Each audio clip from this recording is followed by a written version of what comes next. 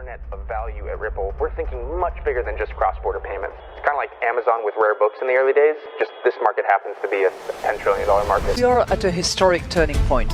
Said in the past that you are doing for money what email did for communication. Moving the whole revolution forward. Take on it. There's trillions of dollars parked around the world. XRP. Is there a possibility that Ripple could take over Swift one day? Well, ladies and gentlemen, to another episode of 24 Hour Script. Let's get right into today's video. The markets are going down, but don't even worry about it because the information I'm going to present to you, you're going to be extremely bullish and these numbers are not going to mean a thing. In today's episode, I'm really going to zoom out. I'm going to show you exactly where we are going. And if you're sitting there and telling me you can't tell us where we're exactly going, well, after you're done watching the video, if you actually watch it, there is 0% of any of you guys could disagree with the information I'm going to present to you. And before I present that to you, let's do a mic drop moment for XRP holders. Remember, you guys need to understand that what underpins the world is the financial system and especially the payment system.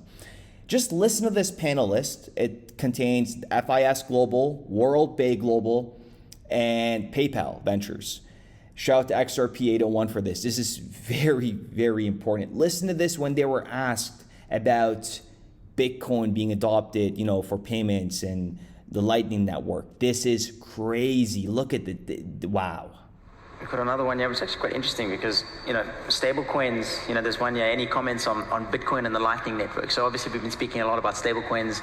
We have yet to have mass adoption of stable coins on Bitcoin. And they're starting to work on that sort of thing. But Lightning has come in as a almost instant real-time payments network as well, to rival, I guess, what's happening in the stablecoin side.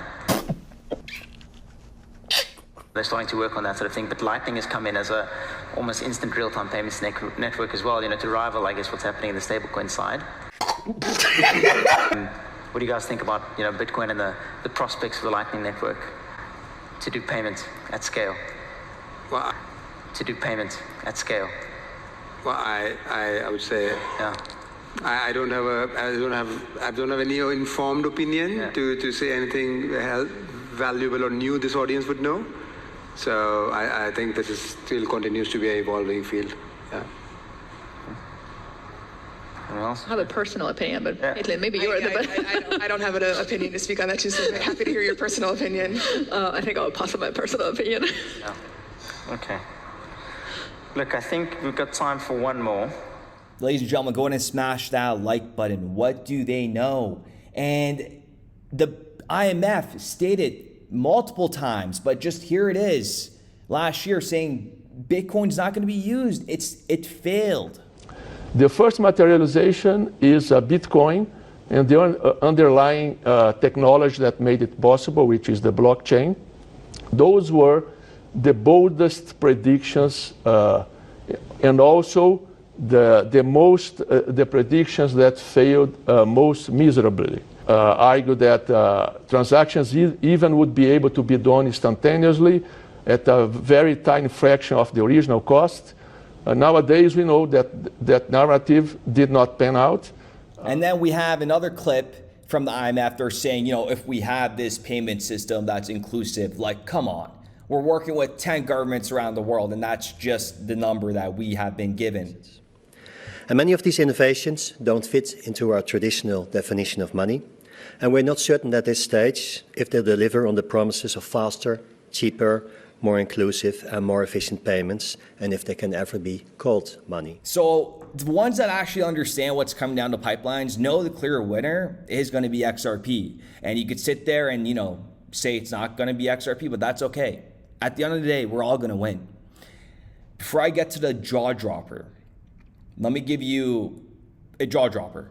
WorldPay. One of the individuals from the panel list was from WorldPay. WorldPay LLC, this is huge.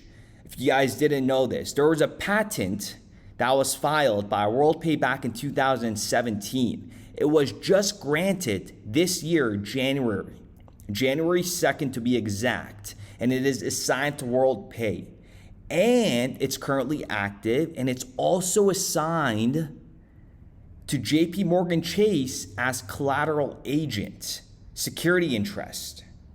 Wow. Okay, so what's going on here? So JP Morgan is, again, got their toes wet with World Pay.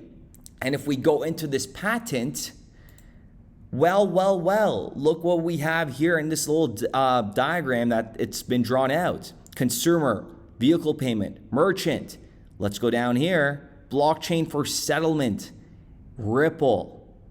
And it even states that this blockchain network may be based on Ripple, which is a real-time gross settlement system, currency exchange, and remittance network, enabling secure, instant, and cheap global financial transactions with no chargebacks.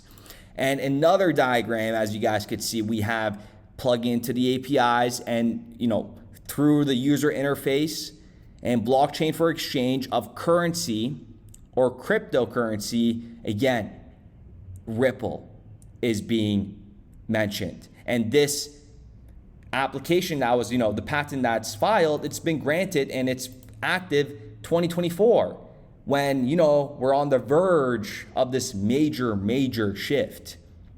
And now, let me know what you guys think in the comments down below with that patent, because that's huge. JP Morgan, World Pay, and that panelist. I mean, we got to play this again. Just look at the way they look at each other. They're starting to work on that sort of thing, but Lightning has come in as a almost instant real-time payments network as well, to rival, I guess, what's happening in the stablecoin side. What do you guys think about, Bitcoin and the prospects of the Lightning network to do payments at scale? Well, I would say, yeah. I don't have any informed opinion to say anything valuable or new this audience would know. So I think this still continues to be an evolving field. Yeah. Anyone else? I have a personal opinion, but Caitlin, maybe you're the better. I don't have an opinion to speak on that too, so I'm happy to hear your personal opinion. I think I'll pass on my personal opinion. Yeah. Okay. Look, I think we've got time for one more. And she even says, you don't want to hear what I have to say. Wow. And now listen to this. You need to understand this perspective. For the love of God, please. As you could see, I have taken my time and put together a little projection that is so conservative that I almost threw up.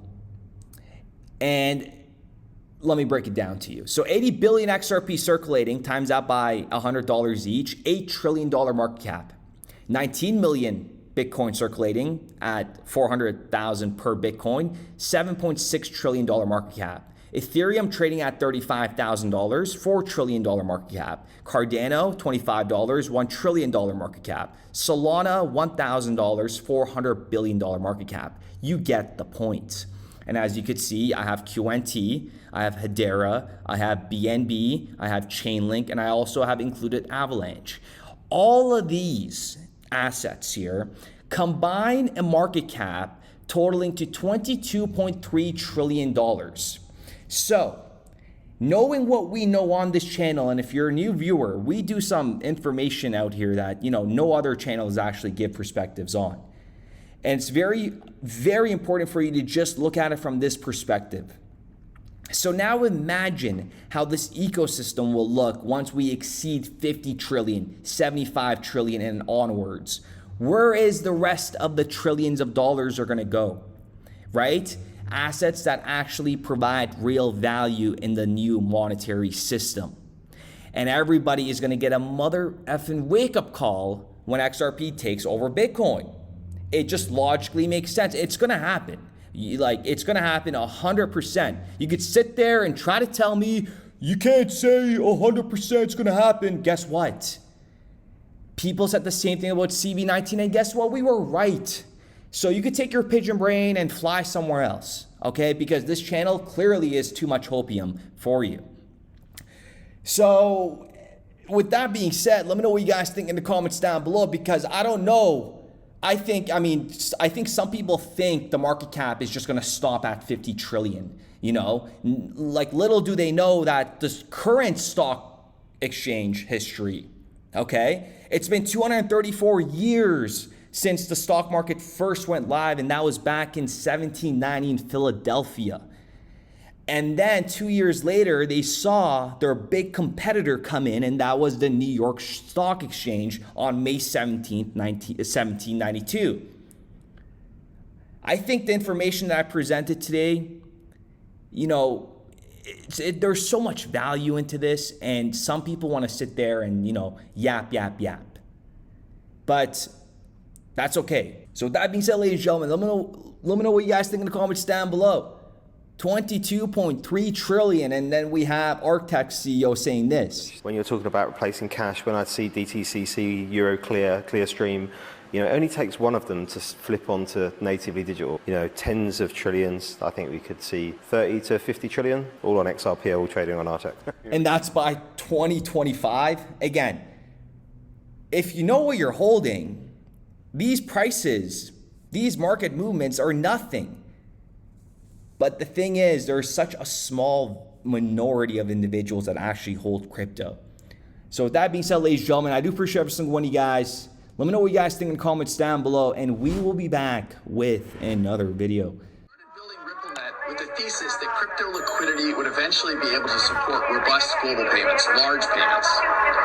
RippleNet was designed so that customers seeing the benefits of our fiat-based network could flip the switch to ODL once the market was mature enough. And this is exactly what's happening. Flip the switch.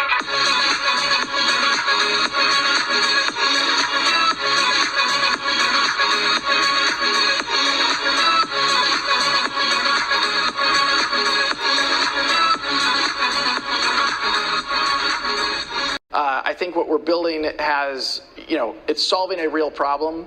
And I think all of the tokens, my advice to anybody would be, understand the utility. If there's real utility and there's real value being delivered to a real customer, there will be value in the token.